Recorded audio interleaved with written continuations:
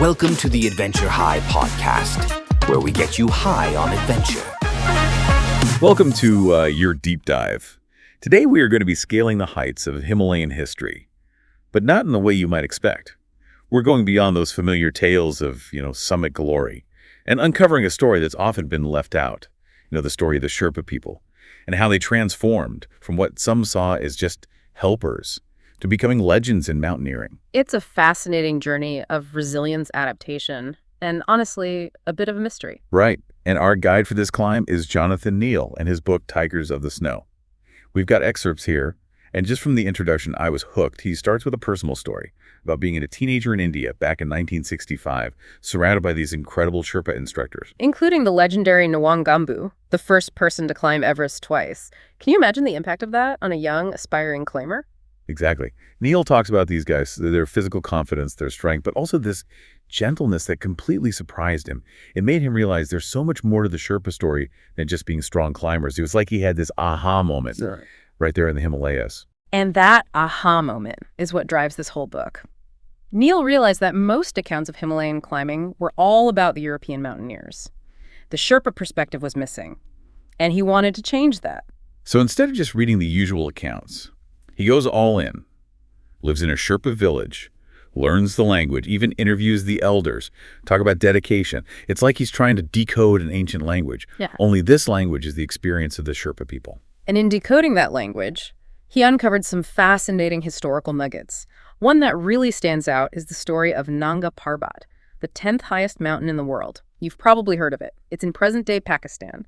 And it has a pretty intimidating nickname, the Naked Mountain. Okay, Naked Mountain. That doesn't sound welcoming. What's that all about? Well, picture this. Imagine almost vertical slopes, knife-like ridges, exposed to the full fury of the elements. There's very little to protect you, hence the name. It's beautiful, but it's brutal.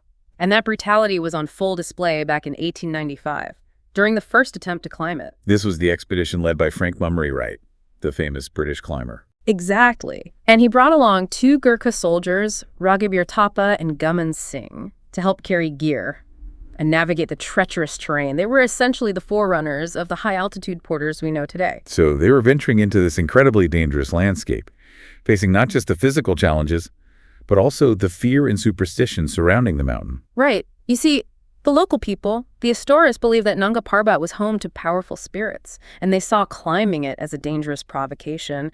And tragically, their fears seemed to be confirmed. Because Mummery and both Gurkha porters disappeared, never to be seen again. A devastating blow to the climbing community, and one that cast a long shadow over Nanga Parbat. For decades, no one dared to attempt the summit. But here's where the story takes a turn. And this is where the mystery really starts to unfold, right? Because we know how this ends. In the early 1900s, porters were often seen as just coolies, unskilled laborers. Yet fast forward to 1953, and we have Tenzing Norgay, a Sherpa, standing on top of the world, Mount Everest. So what happened? How did this incredible transformation take place? That's the million-dollar question. And Neil points to a specific event, the 1934 German expedition to Nanga Parbat, as a turning point. This expedition and everything that unfolded on its slopes forever changed how the world saw Sherpa and Tibetan porters, and more importantly, how they began to see themselves. Okay, so we've got this dramatic shift from coolies to Tigers of the Snow, and the 1934 German expedition is the key.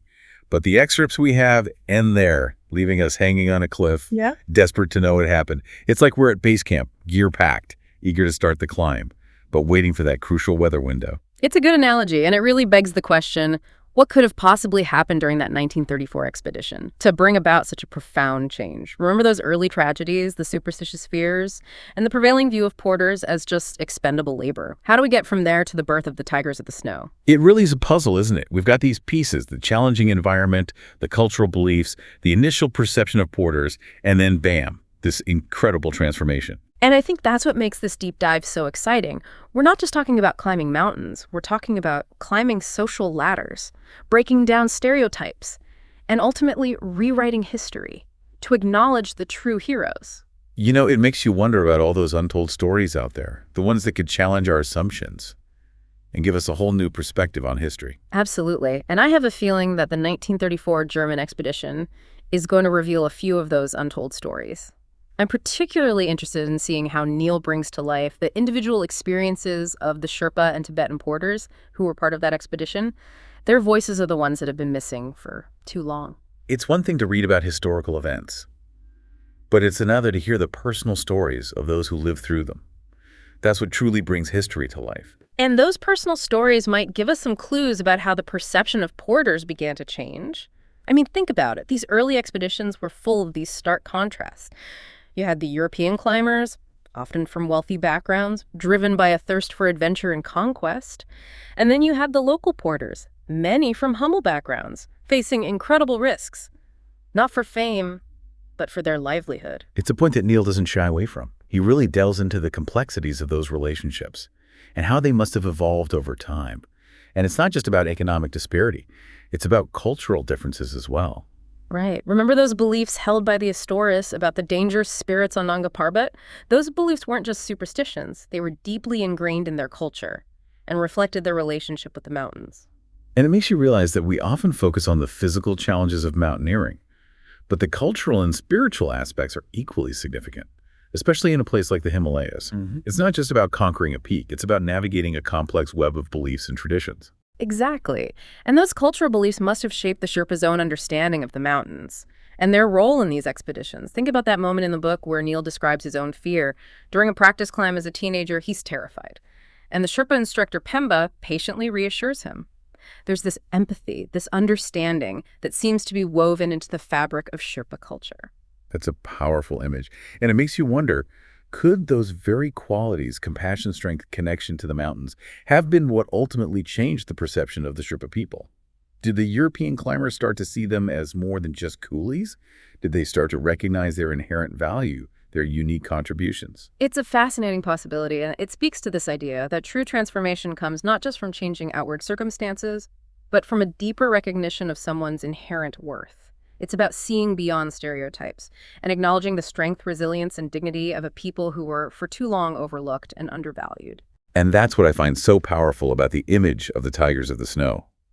It's not just about physical prowess. It's about an entire culture, a way of life, a spirit that refuses to be diminished. It captures their ability to not just survive, but to thrive in one of the most challenging environments on Earth. They're not simply conquering the mountains, they're living in harmony with them, respecting their power, and understanding their secrets. Yeah, it's amazing to think about how this image has become so much more than just a description. Tigers of the Snow. It's a symbol of resilience and a testament to the Sherpa people's enduring legacy. Their story is a reminder that history is full of these hidden depths, these layers of human experience waiting to be explored. And it's a call to action for all of us. To dig deeper, to question the narratives we've been given, and to seek out those untold stories that can enrich our understanding of the world. I'll admit, before this deep dive, my own understanding of mountaineering history was pretty limited. I'd never really considered the Sherpa perspective. It's like I was looking at a mountain from a distance, admiring its beauty, but not fully appreciating the forces that shaped it. It's a common oversight. We tend to focus on the dramatic summits, the triumphant narratives, but it's often in the shadows, in the untold stories where we find the most powerful lessons. And this deep dive has definitely been a lesson for me. It's made me realize how much richer our understanding of history can be when we take the time to explore those hidden perspectives. Exactly. And it's not just about history, it's about our own lives, our own assumptions. Are we taking the time to listen to the voices that are often silenced? Are we seeking out those diverse perspectives that can challenge our own limited viewpoints? You've given me a lot to think about. I know I'm definitely going to be picking up a copy of Tigers of the Snow to delve deeper into this story. And who knows, maybe this deep dive will inspire our listeners to do the same, to uncover a hidden gem of history, to challenge their own assumptions, to find those untold stories that are waiting to be brought to light. Because sometimes the most fascinating discoveries are the ones we least expect, the ones that change not just our understanding of the world, but our understanding of ourselves. Well said. And on that note, we've reached the summit of our deep dive. Thanks for joining us on this exploration of Sherpa history and the incredible journey from coolies to Tigers of the Snow. This is the Adventure High podcast, where we get you high on adventure.